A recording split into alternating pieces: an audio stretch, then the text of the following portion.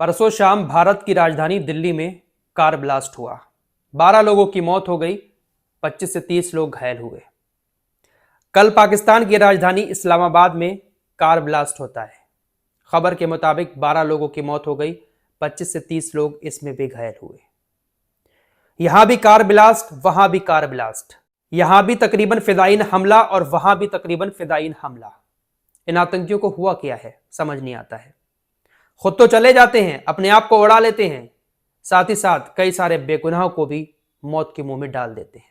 और पूरी दुनिया में बदनाम इस्लाम का नाम हो रहा है। अब पाकिस्तान के अंदर मारने वाला भी मुसलमान, मरने वाला भी मुसलमान, और आए दिन पाकिस्तान के अंदर ऐसे हमले होते रहते हैं जहां मारने वाला भी मुसलमान होता है, मरने वाला भी मुसलमान होता है। तो ऐसे लोगों ने इस्लाम को पूरी तरह से बदनाम कर दिया है। फिलहाल पाकिस्तान की जो राजधानी इस्लामाबाद है, वहां पर एक कोर्ट के बाहर एक कार ब्लास्ट हो जाती है। रिपोर्ट्स के मुताबिक ब्लास्ट इतना जोरदार था, धमाके की आवाज इतनी तेज हुई कि आसपास के लोग घबरा गए। 12 लोगों की मौत हो गई, 25 से 30 लोग घायल बताए जा रहे हैं। पहले यह कहा गया कि यह सीएनजी ब्लास्ट है, लेकिन जैसे हमारे यहां पर एक बड़ा धमाका हुआ था, वैसे ही वहां के जो चश्मदीद हैं रिपोर्ट्स के मुताबिक वो भी यही कह रहे हैं कि धमाका इतना जोरदार था कि आसपास के लोग हिल गए, जमीन हिल गई और लोगों की मौतें हुई, अफरा तफरी मच गई।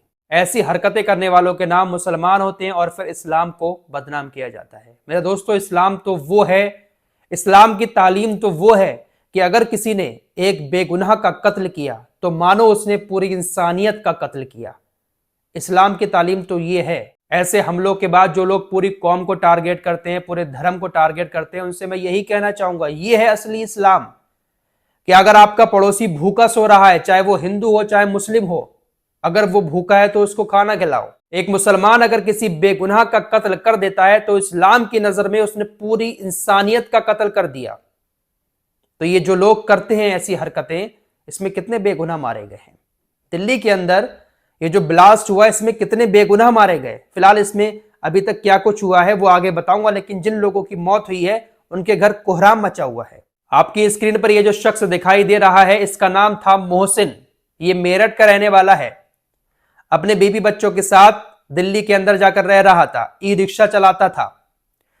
जो कार ब्लास्ट हुई है, इसके आसपास ही अपना ई रिक्शा लेकर जा रहा था, ब्लास्ट हुआ और इसकी भी मौत हो गई। 2 साल पहले ही मोहसिन दिल्ली में शिफ्ट हुआ था, वहां पर ई रिक्शा चलाकर अपना परिवार पाल रहा था। शामली का रहने वाला नोमान दिल्ली गया था कॉस्मेटिक का सामान खरीदने, शॉप चलाता था, कॉस्मेटिक का सामान खरीदने दिल्ली गया था, वापस लौट रहा था, अचानक से ये ब्लास्ट हो जाता है, उसकी भी मौत हो जाती है। ये जो शख्स आपकी स्क्रीन पर दिखाई दे रहा है, इसका नाम था अमर, श्रीवासपुरी का ये रहने वाला था। दवा की दुकान से ये घर वापस आ रहे थे, ब्लास्ट हो जाता है, इनकी भी मौत हो जाती है। ये अमर अपने घर का इकलौता वारिस था। तो इस कार ब्लास्ट में ऐसे ऐसे बेगुनाह लोग मारे गए हैं, क्या हिंदू क्या मुसलमान। ब्लास्ट हुआ, किसी ने किसी का धर्म नहीं देखा, हिंदू भी मारा गया, मुस्लिम भी मारा गया। न जाने कौन सी तालीम लेकर ये लोग इस तरह की हरकतें कर देते हैं। फिलहाल ये सीएनजी ब्लास्ट नहीं था, ये कंफर्म हो चुका है, लेकिन अभी भी पूरी रिपोर्ट सामने नहीं आई है। जांच एजेंसियां एनआईए इन्वेस्टिगेशन करने में लगी हुई हैं, सारी चीजों की अच्छे से इन्वेस्टिगेशन की जा रही है। फिलहाल फाइनल रिपोर्ट अभी जारी नहीं की गई है, लेकिन मीडिया के हवाले से छोटी छोटी खबरें जांच के बाद सामने आ रही हैं। क्या कुछ हुआ है वो आपको बता देता हूं, लेकिन ऑफिशियली अभी तक पूरी डिटेल इस मामले पर जांच एजेंसियों की तरफ से नहीं दी गई है। फिलहाल जांच में अब तक जो चीजें सामने आई हैं उसके मुताबिक ये जो कार ब्लास्ट है वो पाकिस्तान के जैश ए मोहम्मद के मॉड्यूल के तहत ही किया गया है। मीडिया रिपोर्ट्स के मुताबिक इस ब्लास्ट में डॉक्टर उमर और उसके साथी शामिल थे। अधिकारियों ने अमोनियम नाइट्रेट और ईंधन तेल जब्त किया है जो हमले में इस्तेमाल किए गए विस्फोटों से मेल खाता है। एनआईए, एनएसजी और दिल्ली पुलिस समेत सुरक्षा एजेंसियां जम्मू कश्मीर पुलिस के सहयोग से संयुक्त रूप से मामले की जांच कर रही हैं। कई सारी मीडिया रिपोर्ट्स ऐसा भी दावा कर रही हैं कि ये एक फिदायीन हमला नहीं था। फिदायीन हमला जैसे एक हमलावर अपने अंदर बॉम्ब फिट करके लाया या फिर कार में बॉम्ब रख के लाया, उसको उड़ा दिया गया।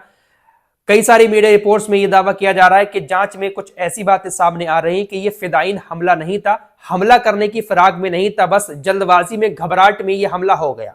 ऐसी चीजें सोशल मीडिया पर भी चल रही हैं और कुछ मीडिया रिपोर्ट्स में भी ऐसा दावा किया जा रहा है कि फरीदाबाद में सुबह के वक्त में जो छापा पड़ा था, इसमें बहुत सारा विस्फोटक पकड़ा गया, तो बाकी बचे हुए विस्फोटकों को वो कहीं ठिकाने लगाने ले जा रहा था, या जो बॉम्ब था वो पूरी तरीके से बन नहीं पाया था, इसीलिए जब ब्लास्ट हुआ तो कोई गड्ढा भी नहीं हुआ सड़क पर, और जो कील वगैरह निकलती हैं जब कोई बॉम्ब ब्लास्ट होता है, जब उसमें लोगों की मौत होती है, तो कोई कीलें वगैरह, लोहा वगैरह भी नहीं था। फिलहाल पूरी तरह से इसको फिदायीन हमला नहीं बताया जा रहा है कि अपनी जान देकर उसने कार को उड़ा दिया जैसा कि आतंकी करते हैं।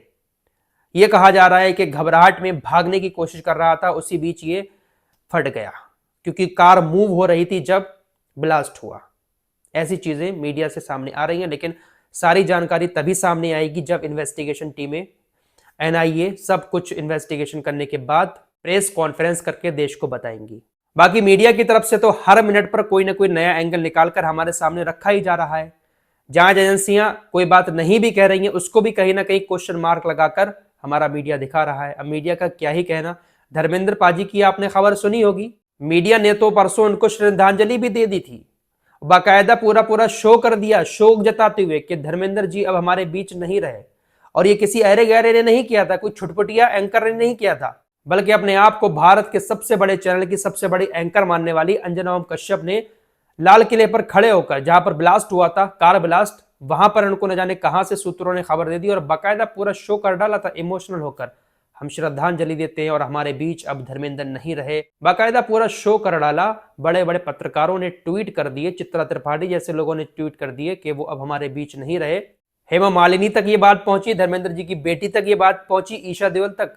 दोनों ने सोशल मीडिया पर पोस्ट करके मीडिया के ऊपर गुस्सा दिखाते हुए कहा कि धर्मेंद्र जी बिल्कुल ठीक है, हॉस्पिटल में एडमिट किया गया था, दवाई दी गई, उनका ट्रीटमेंट चल रहा है और वो रिकवरी कर रहे हैं। ये जो खबरें फैलाई जा रही हैं पूरी तरह से गलत हैं और ये बहुत ज्यादा गलत है। हेमा मालिनी ने तो बहुत ज्यादा गुस्सा दिखाया। तो ये हालत है हमारी मीडिया की, एक जिंदा आदमी को इन्होंने मार दिया, श्रद्धांजलि दे दी। तो जो मीडिया जिंदा इंसान को मार सकता है, उसकी खबरें कितनी सही होती होंगी कहने की जरूरत नहीं है। फिलहाल खबर ये आ रही है कि अब डिस्चार्ज कर दिया गया है हॉस्पिटल से धर्मेंद्र को और वो अपने घर पर हैं। घर वालों का कहना है कि हम यहीं पर ही उनका देखभाल करेंगे, यहीं पर ही उनका ट्रीटमेंट चलता रहेगा। मीडिया को घुसने नहीं दिया जा रहा है अब धर्मेंद्र पाजी के घर में, ऐसी भी वीडियोस आ रही हैं। आइए अब बात बिहार चुनाव की कर लेते हैं। बिहार चुनाव कल पूरा हो चुका है, एग्जिट पोल भी आ गया है और एग्जिट पोल में एनडीए की सरकार बना दी गई है। एनडीए यानी बीजेपी जिन पार्टियों के साथ मिलकर बिहार में चुनाव लड़ रही है उसकी सरकार बनी, यानी नीतीश बाबू फिर से मुख्यमंत्री बनते हुए नजर आ रहे हैं। एग्जिट पोल के मुताबिक एनडीए को 147 से 167 सीटें मिल रही हैं, महागठबंधन को 70 से 90 सीटें और अदर के खाते में 6 सीटें जा रही हैं।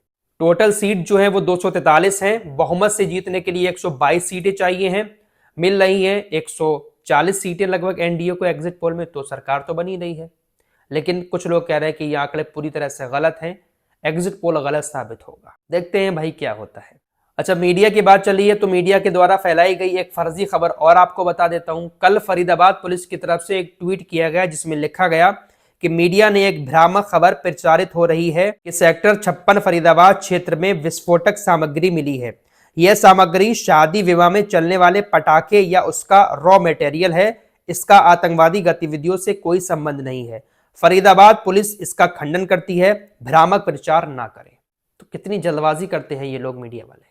इस रिपोर्ट में इतना ही, कुछ और खबरों के साथ फिर हाजिर होऊंगा। अपना ख्याल रखिएगा। अल्लाह हाफिज।